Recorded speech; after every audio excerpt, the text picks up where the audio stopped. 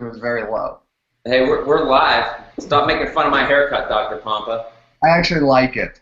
Okay, good. You look cute, Warren. I knew you paid, so the expectation was very low. That's all I'm saying. And we are live. Welcome everyone to Cellular Healing TV. What episode are we on? This is episode 16, 16 actually, even though it says 15 in there right now. This is episode 16, if you can see that. I was copying and pasting it from last week. So this is live episode 16 of 1,000 because our goal in Cellular Healing .tv is to transform lives and change the world. Stop making fun of my haircut, Dr. What's going on? Are we live somewhere else? Your replay is going, so you've got to shut down. You've got to shut down your 22 social.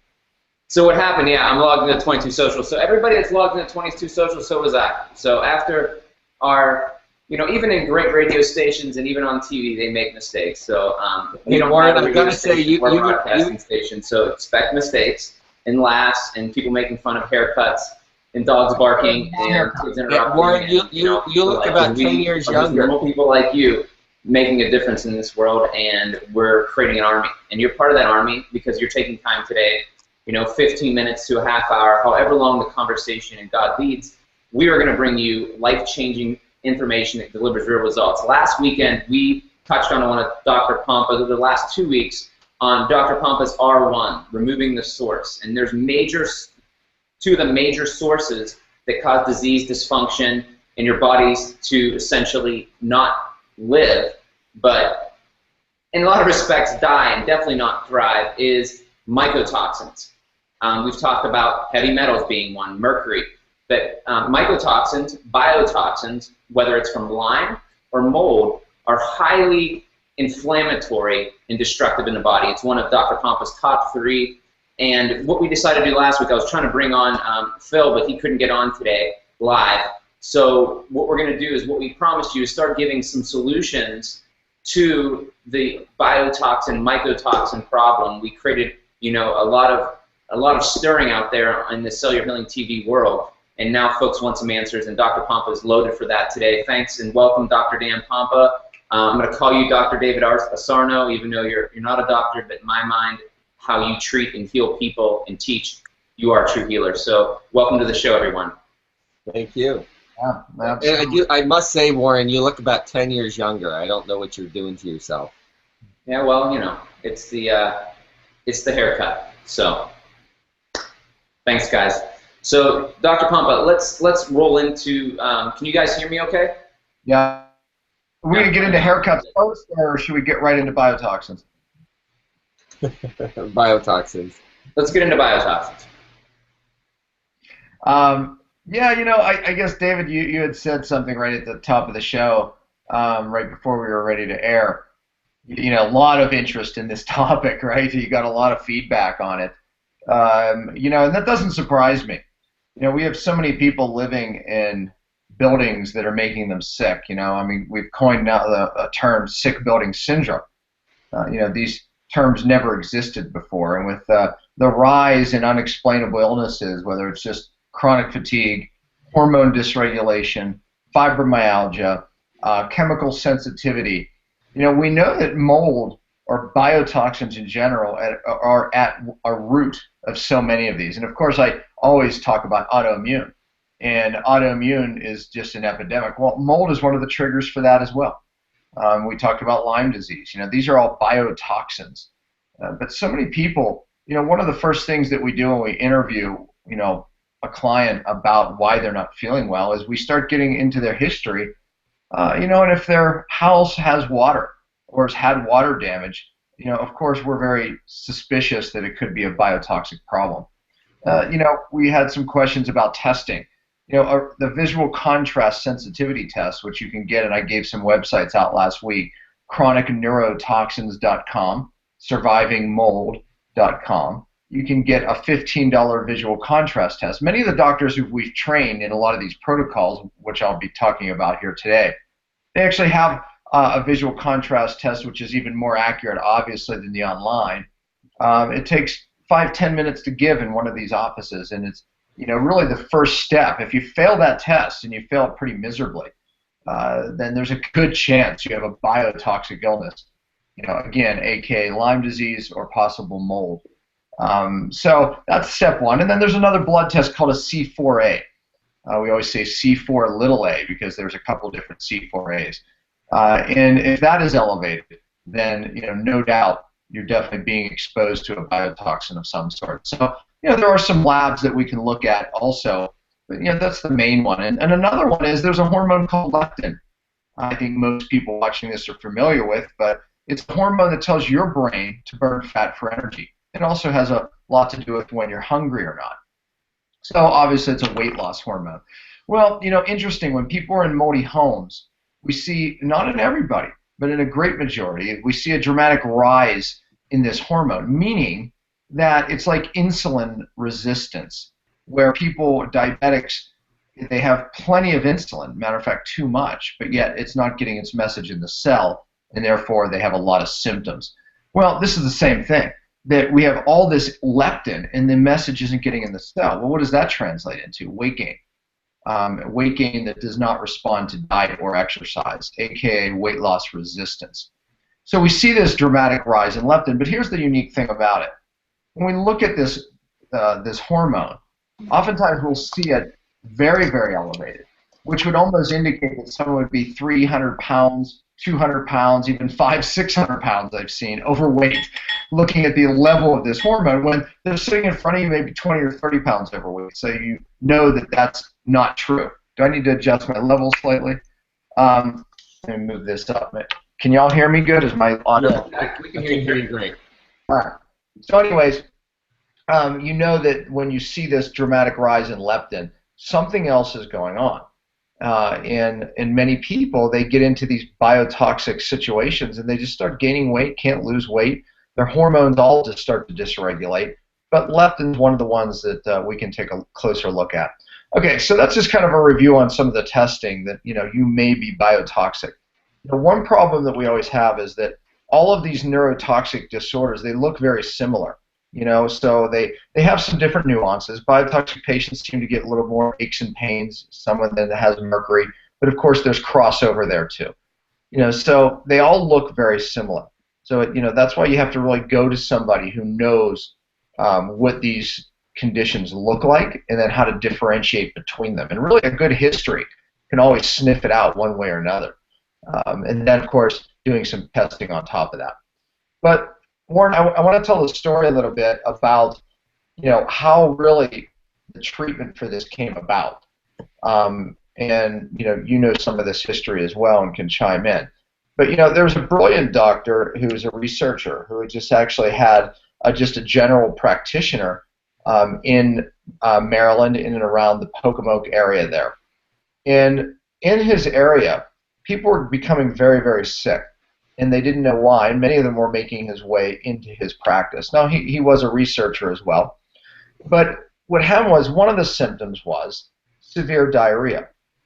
Other symptoms were neurotoxic symptoms, brain fog, joint pain, inability to sleep, hormone dysregulation. All these types of things were also going on. So as the patients came in, like a good practitioner, he dealt with the most severe thing right away, stop the diarrhea. So he gave them this old medication called cholestyramine, which really was designed to lower cholesterol by binding up the bile complex and pulling cholesterol out of the body. It actually did work. I mean, obviously there were some issues with that, but it had one nasty side effect. It constipated most people. So knowing that, he gave the cholestyramine to these people just as a thing while he was trying to figure out what was going on. Because what was happening also is in this area, the fish in the Pocomoke River were all dying and floating to the surface. So they knew that people that were swimming in this river were getting sick. So obviously something was transitioning into the people and to the fish. At this point, they didn't know. But this person came back in, one of the first people he gave it to, and she said, "Oh, thank you so much. I feel so much better." And he said, "Well, your diarrhea is gone?" And basically said, "No, I mean, my brain fog's gone, my joint pain's better." And she went down the list of symptoms. He said, "Boy, that was odd. Like, why?" And then the next one. So he saw something repeatable happen. So he realized that he was pulling out of the biocomplex, he was removing a toxin from the biocomplex. And that's very common because when your body gets rid of a toxin, it will bring it to the liver. From the liver, it bounds up to bile because it's attracted into that fat. Then bile, of course, is dumped into your intestines to digest fat. That's normal. And then it's reabsorbed in the small intestine and brought back to the liver. So bile kind of does this through digestion. It's used for digestion, back to the liver. Used for digestion, brought back to the liver. Now, when bile is toxic, it doesn't let go of the toxins. So what is it bringing back? It's bringing back the toxins to the liver. So this constant recirculation goes on and on and on. The toxin comes back around and around. It's called autointoxication. So what happened was when he put the cholestyramine, which is an activated resin that doesn't even leave the gut, in the small intestine, it grabbed the bowel complex with the toxin and pulled the toxin out, and the people got better. So that's how the treatment really came about. Now, again, Warren and I, we did a lot of research in this to try to find a natural product that does the same thing, that's less constipating. It's not resin, so it's not plastic like the cholestyramine. And it still would bind the biocomplex and pull these biotoxins out of the person as a treatment. So, Warren, we looked long and hard. Warren's kind of doing something there. We're going to get him back in the game. I'm here. I'm drawing a picture for everyone. So, yeah, and that's good because I think that there's a picture needed there because we know what we're talking about. And by the way, that there's a whole nother end to that story. That's how I really came up with the idea of when we raise glutathione, when we're doing cellular detox, and then it dumps, most of the toxins go to the liver, bind up to bile also, and reabsorb. So we realized that putting a binding agent with the G cell, and that's that IDS system, the intracellular detox system, we stopped the body from autointoxicating. It really came out of treating biotoxic patients like this. So Warren and I looked long and hard for a natural substance, and we found one. It's a special type of carbon that binds biotoxins. Not every carbon works, by the way. Biotoxin is 400 to 1,000 angstroms. Very tiny, very difficult to bind. So we actually found one, and studies showed that it in fact does bind this biocomplex, and therefore the toxin, and pulls the toxin out. So really we're detoxing the body by just pulling it away from the liver, gallbladder, out of the body, into the toilet, and then the body will let go of more, and then we do it again. So it's this concentration gradient, pulling it out, dumping, pulling it out, dumping. And 6 to 8 weeks of doing this with this binding agent. By the way, the new one is called Bind. Makes a lot of sense, right? B-I-N-D. So Bind is the substance that we use. Now, we've evolved. We not only use this special activated carbon, very expensive, by the way, but we use some other binding agents, one of which is from South Africa that Warren and I found. I'll let Warren tell that part of the story, but he felt amazing when we were in Africa. And we were eating this.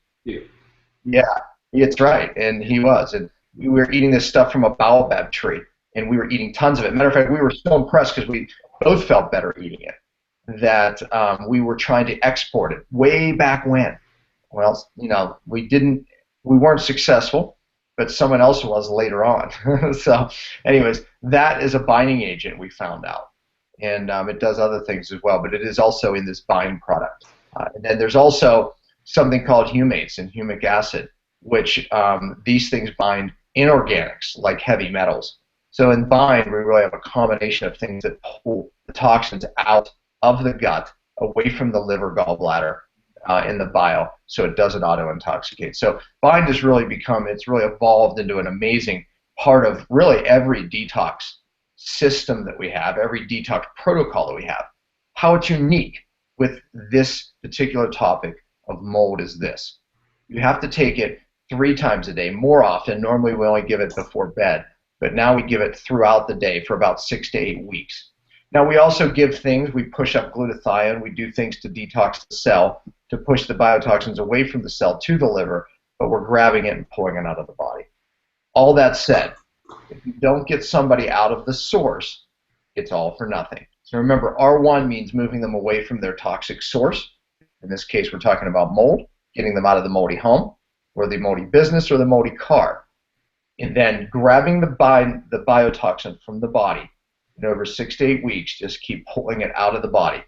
So we want to detox the person, take the person from the source and remove the source from the person through this process of grabbing it into the bio. So again, we surround that with cellular healing. We surround that with improving these detox pathways at the cell so it releases the toxins to the liver, grab it in the gut, pull it out of the body. Okay, that's it in a nutshell. I think Warren has got you a nice little picture. Oh, yes. This is awesome. So, yes, review it, Warren, because, again, it's I just went over some complicated stuff. So them hearing it again is not a bad thing. Okay, so, again, like Dr. Pompa said, biotoxic illness can manifest a lot of different ways, from a Lyme case, the biotoxin produced by the Borealis, or what's the name of the... the biotoxins produced by Staphylococcus or the Lyme. I'm sorry. Yeah. Which one? You're talking about a co-infections, Babesia, Bartonella, or are you talking about the actual Lyme? Bartonella, and Babesia, Bartonella, and Borealis or something. Yeah, Borealis. I'm drawing a blank because I'm on the co-infections. I've been looking at co-infections actually all week. I'll think of it in a second. Go on. Okay. So anyway, in both protocols, the reason I bring that up, Dan, the protocols are a little bit different. One of the diagnostic things, if you start what Shoemaker noticed, that start to differentiate. What he said, Dan and I are both losing it today. He can't remember, Borealis, and I can't remember how to speak. But when you give this binding agent, one thing, when Dr. Shoemaker, because he's a medical doctor, was using cholestyramine, he noticed that the Lyme patients, because it moved into that, because it was called an anaphylactin toxin. We kind of didn't close that loop, produced by the fish. Maybe you did, and I was drawing my picture. But the anaphylactotoxin produced in the river by the algae was a biotoxin, and that's what was getting into the people. And then he started looking at other things that cause biotoxic illness through all of his research. He just blew this thing up and noticed that biotoxins were causing things like ALS, Alzheimer's, multiple sclerosis.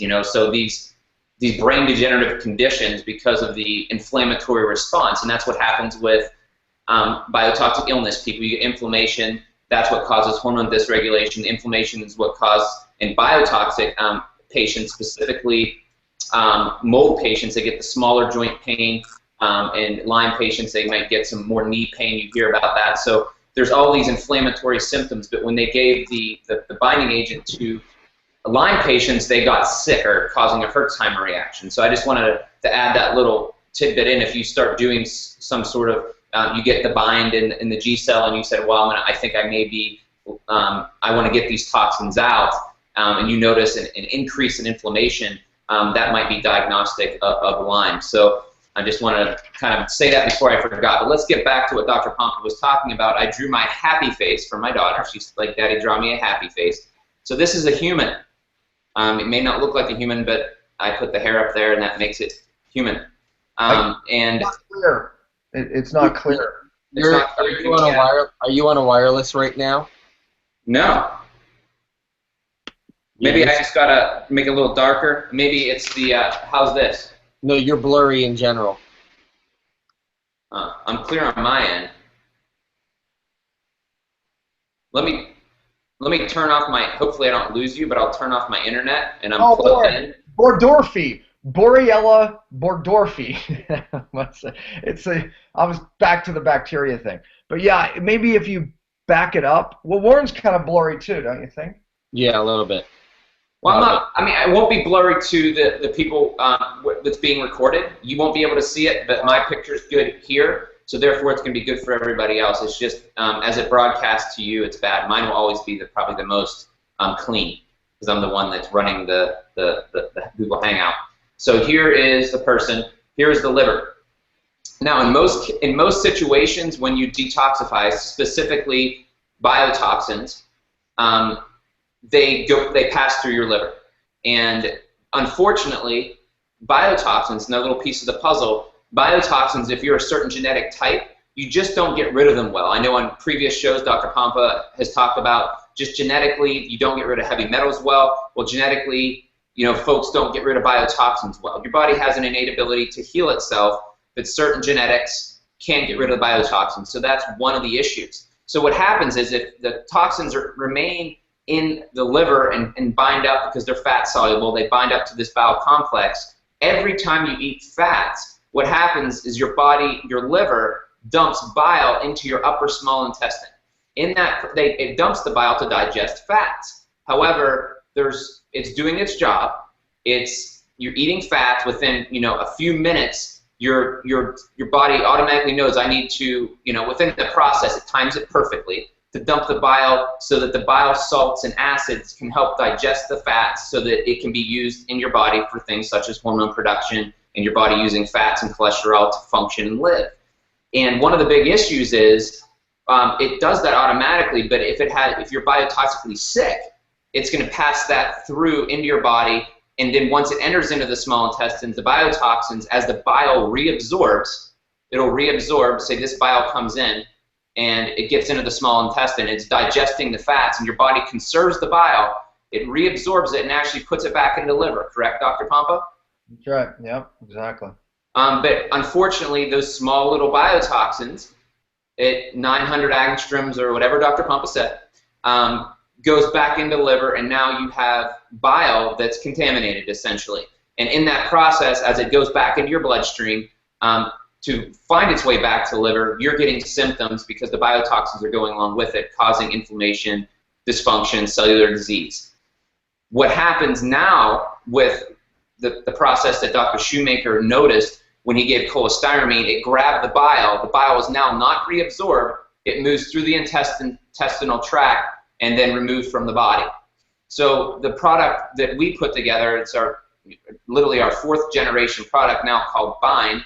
It's not our product, but it's a company called Systemic Formulas. We do have it, and we use it with our patients. It's a doctors only product, so you'd have to call our office to be turned on to it. What happens is the Bind, just like the cholestyramine did, binds the bile. Now, let's tell a little bit about that story. Like, well, how did we figure out carbon did it? Well, Dr. Pompa put me on the case, saying that we can't do that as natural health practitioners, obviously prescribe medications, so that's not who we are. We're natural health practitioners and health coaches. So we decided to do a massive amount of research, and to make a long story short, so I'm not a talking head here, is we found out through some research out of Italy how they were using carbon to lower what, Dr. Pompa?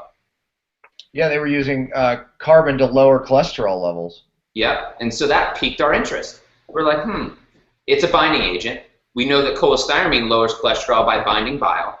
So in that process, we found out that this particular type of carbon out of Norway, or I can't remember where, but it's out of a certain area that they produce. It's highly clean carbon. A lot of carbons are contaminated with heavy metals, and they don't have the binding capacity. But this particular type of carbon was shown in studies to lower cholesterol by binding fat in the gut and not allowing it to what? Reabsorb. So if you pulled the fats out, right, and they don't reabsorb and be digested by bile and into the bloodstream, creating cholesterol, which your body needs, but what the drug companies say that's not good for you, at a certain level was being eliminated. So that was the process. It binds the bile before it can digest the fats in your body, allowing cholesterol to be released in your bloodstream. So it binds it up, and then again would pull the bile, which had, and the fats, the bile and the fats, out of the system. So it worked the same way, and we started using it with patients that had elevated C4As and noticing that their numbers dropped from an elevated autoimmune state, and we could see that their numbers would drop dramatically after about 6 weeks of being on we just used the carbon. And then after years and years and years, literally, of research and testing clinically, we found that the combination we use now does it at multiple levels. So that's kind of the story. And what Dr. Pompa mentioned, we added, as we grew and what we knew how to get these people not sicker quicker, like a lot of people do when they do the wrong products and drive detoxification, we got to get them healthier faster. by adding the G cell in, driving some of the detoxification, getting more of the biotoxins bound up to the bile. Now we know it's safe because we have the catcher's mitt, the bind. As the bile would be released into the small intestine, we'd have that bind right there. So that being said, part of the protocol is you got to take bind away from all medications, at least 2 hours away from all medications and supplements, just to be safe. But after you take it, if you wait a half hour, then you can maybe eat some fats, and it'll cause that bile to be dumped. So you can't eat afterwards, at least for a half hour.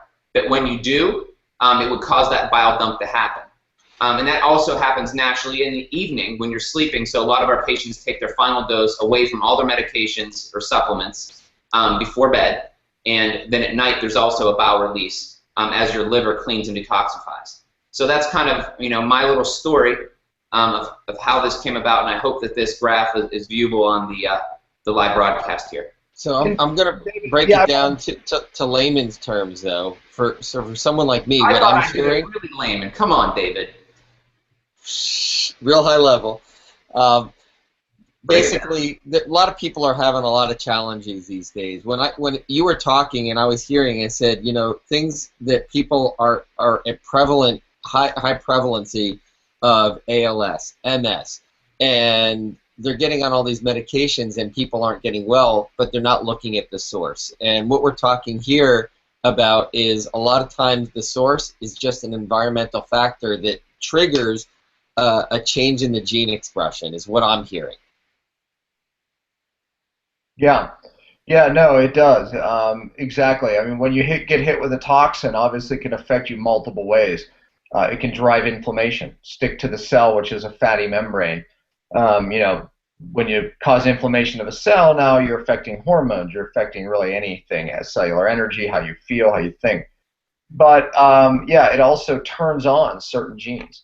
We know that toxins, we can give mice certain toxins and trigger genes of obesity, trigger diabetes genes, thyroid genes. So we know that certain toxins turn on genes. So always we say, you know, part of the solution has to be to turn off the genes.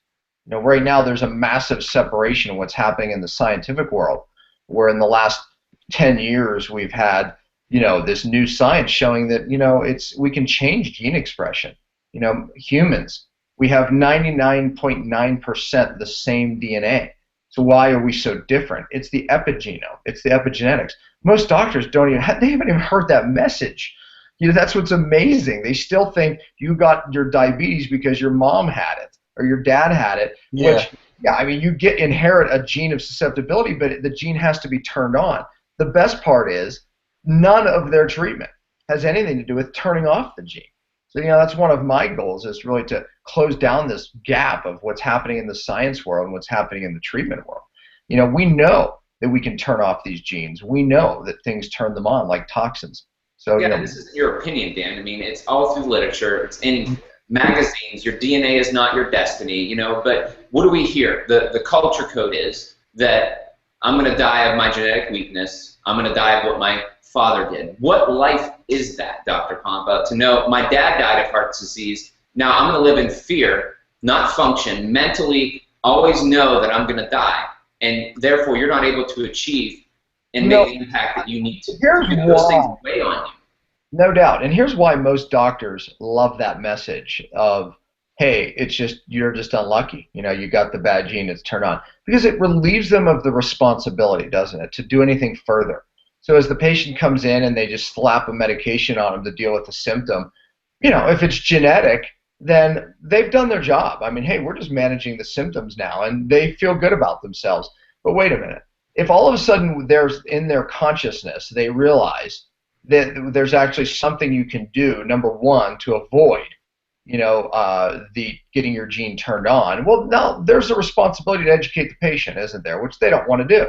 Because I'm not attacking doctors. The system doesn't pay them to do that. So why would you want to do that? Because you'll go broke and your clinic will go under. Well, although more and more are becoming open to other alternatives because they're not getting paid. They're not getting paid from the medical model. Yeah, setting us up for massive success.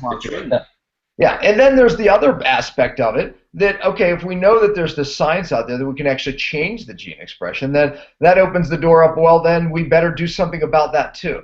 But if they hold on to their old dogma, their old message of, sorry, you got the gene, sorry, well, then that really guilt-free. So that's why really this message hasn't caught on. But we're going to close the gap, of science and, and also the treatment world. But, again, I think when I don't want to get too far away from the subject at hand here, and that's biotoxic illness and how many people are really suffering from this. And again, it's worth reiterating. It's a two-part thing. You've got to get rid of the source. And in the case of Lyme disease, you have to kill the Lyme and its co-infections. The Borrelia bacteria turns into a spirochete, and it can get into a cyst phase or in a cell wall deficient phase and hide in that body, and it makes people very sick. Once you get rid of that source, then you can pull these biotoxins away. And by the way, that's a lot of people fail to do that when they're treating Lyme. They're just trying to kill the Lyme, and meanwhile, the biotoxins are going round and round and round. Part of it, just like mold treatment, has to be to pull those biotoxins out. Like Warren said, break that cycle. And Warren said, well, if you didn't kill the Lyme and you're trying to pull the biotoxins out, it almost creates a nastier cycle. So you need to bail. When in the case with mold, we got to get someone out of the moldy house, away from the exposure. And then once we do, then we can start pulling the biotoxin out of the body, fixing the cell, changing that gene expression, David. That's part of it, because that mold, they're so strong of toxins that it starts turning on these genes. That's why leptin rises up and all this hormone dysregulation. Genes get turned on. So part of the treatment has to be to turn off that gene expression. Again, I always like to put things in context for your thinking, and you'll keep seeing this. Always think of that three-legged stool. Leg number one is certain genes get turned on. Part of the solution has to be to turn them off. And really, that's where the 5 R's come in. So when you look at the cellular products that we use, most of them were developed, in and around this concept of turning off gene expression, changing it back from bad to good. So yes, those products apply there. Number two, the second leg, is you have to get rid of the sources that turned it on. In this case, it's AKA mold. The third leg is the microbiome, the gut. These bacteria, we know, have a relationship also with the immune system and also turning off or turning on bad genes. So bad guys in the gut can turn on bad genes. Good guys turn them off. So again, it's this three-legged stool of fixing the gut and the bacteria, changing the gene expression, get rid of the source. Always put everything in context there, and you'll see really the solution to the majority of degenerative diseases today. I'll bring this up again, Dan. I'm just going to put this picture up so that people can see. This is really Dr. Pompa's three-legged stool. This makes it that simple. There's products like Moore's and methylation in the research that can turn genes on and off. That high levels of certain B vitamins, methylcobalamin, hydroxycobalamin, can turn good genes on and bad genes off. Always have to remove the source. The strongest research on how to change gene expression is to fix the cell membrane. Oh, wow. Yeah, fix the cell membrane is the #1 way to actually change the gene expression. Oh, so that's why a lot of folks are eating a low-fat diet, because they're worried about cholesterol, and they're not fixing their cell membrane with healthy fats, and therefore gene expressions remaining expressing bad genes. That's huge. I'm going to start eating more fats. I'm drinking my new MTC oil today that comes in the glass container. That I just read a great study that they were showing that when they put someone in a ketosis, there's such a dramatic downregulation of inflammation of the cell membrane that they see this massive change in gene expression. So just by putting someone in a ketotic state for like 3 months, you can literally change their gene expression. I've seen it clinically. It's actually really amazing. It's super high fat. So another solution would be the ketogenic diet. Yeah, exactly. Because what happens is fat burns cleaner than glucose. Glucose burns with something called ROS, reactive oxygen species. So think of glucose as like when you burn wood, there's smoke. Think of burning fat as like natural gas on your stove. You don't see smoke, right? It burns cleaner. So when you change the fuel that your cell's using, you're down regulating inflammation very quickly. And that membrane can heal. You can make a massive difference pretty fast. And more, that's why all the testimonies, David, you heard them, from our doctors, right? A lot of them I call it an advanced cellular healing diet when you put someone in a keto adaptation phase for a period of time. But anyways, the bottom line is you fix that cell membrane, which is fat, that changes gene expression. And again, all the 5Rs, raising cellular energy changes gene expression.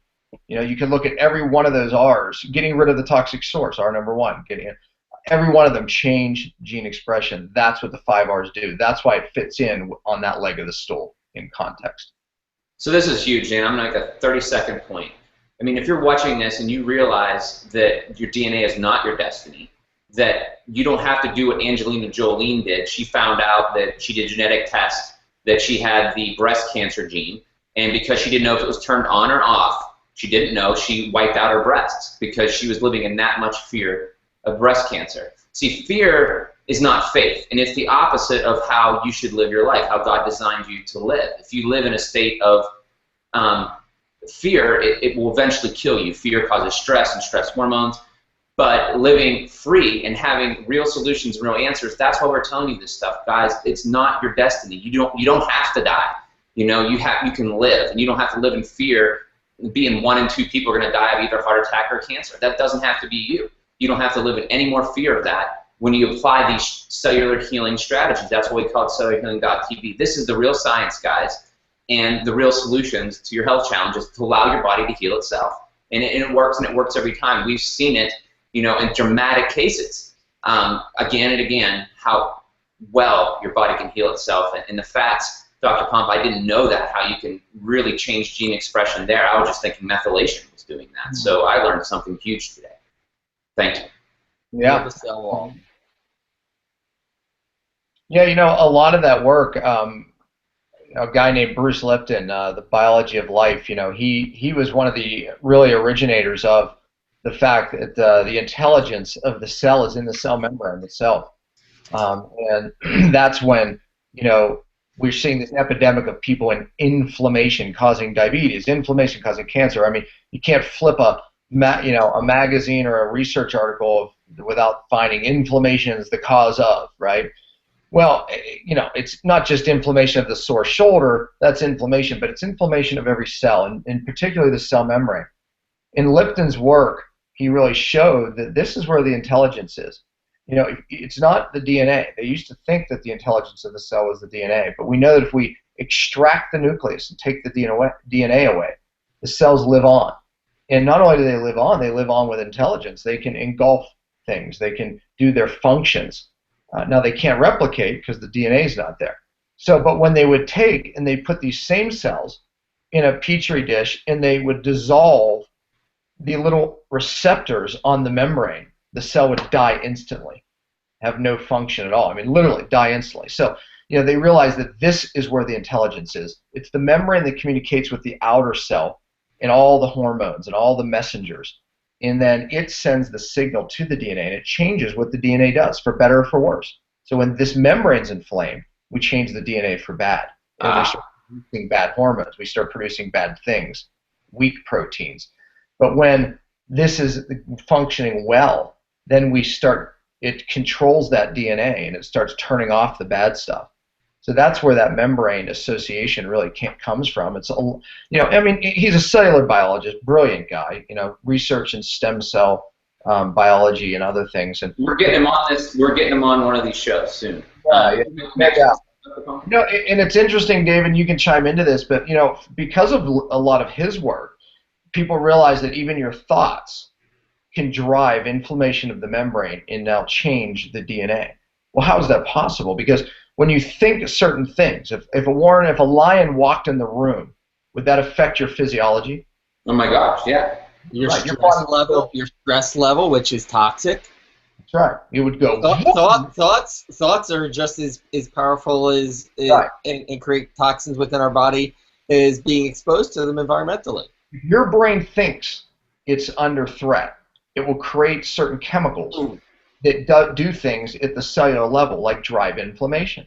So yes, your thoughts can drive cellular inflammation. Chronically bad thoughts, chronically negative thoughts, they've proven actually inflame the cell membrane. And when the cell membrane's inflamed long enough, guess what happens to the DNA?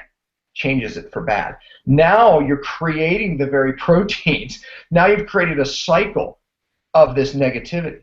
You know, and by the way, multiple chemical sensitivity. Here's the neat thing about it, and we'll finish on this note. But we know that people say, well, that's just psychological. Well, they're partly right, but it's physiological too. So what happens is when you're already toxic from heavy metals or mold situation, your nerve system's in a hyper state. Your brain can learn, unfortunately, in these hyper states. There's a place in the brain called the amygdala, which attaches meaning to feedback from your thalamus, your nerve system, right? So in other words, all of a sudden it gets these things, this coming back that this chemical is doing something. The amygdala applies a meaning that's not good, and then it drives all of these other things to release all these other hormones. So here's the problem.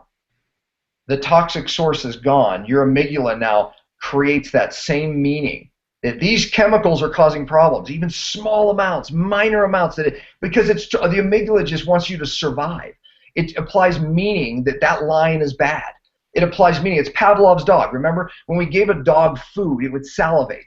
Now, if we rang a bell, it didn't salivate, but if we rang a bell every time we gave it food, it would salivate. Now, if we take the food away and just ring the bell, it salivates. That's what happens to chemical sensitivity people, right? We're just ringing the stinking bell, and they're still getting the same reaction because this amygdala has created this pattern. So guess what? You know that one of the best ways to fix it is to start telling the body, it's okay, it's okay. I just read something great this week that they're fixing chemical sensitivity by putting them around chemicals and telling them that it's okay, it's okay, it's okay, it's okay. All they're doing is repatterning the amygdala and making the brain repeatedly go into a different direction. So it's really cool how the brain works, because then it down-regulates the cellular inflammation. So when people get that sniff of the minor amount of chemical, they upregulate inflammation. They do. Your thoughts upregulate inflammation because of that amygdala. Hey, Dr. Pompa, I got a huge idea. Let's talk offline. Great. Love it. Love it, guys. Okay. Well, we're 45 minutes into an amazing show today. Dr. Pompa, thanks for taking 45 minutes of your time. David, I know you're busy. You have clients and appointments. Same for you, Dr. Pompa. And so, again, guys, share this with your friends. This is incredible information. We're doing it as a service to the world because we are on a mission to change the world. We are crazy enough with you to go and change the world and to speak truth in life and not death to our friends, family, and to anyone who's willing to hear truth in this world. Thanks so much for being on Cellular Healing TV. Share this video if you're watching it with your friends, and share cellularhealing.tv as well. Thanks so much. Let's create a movement and change the world. Thanks, everyone. Absolutely.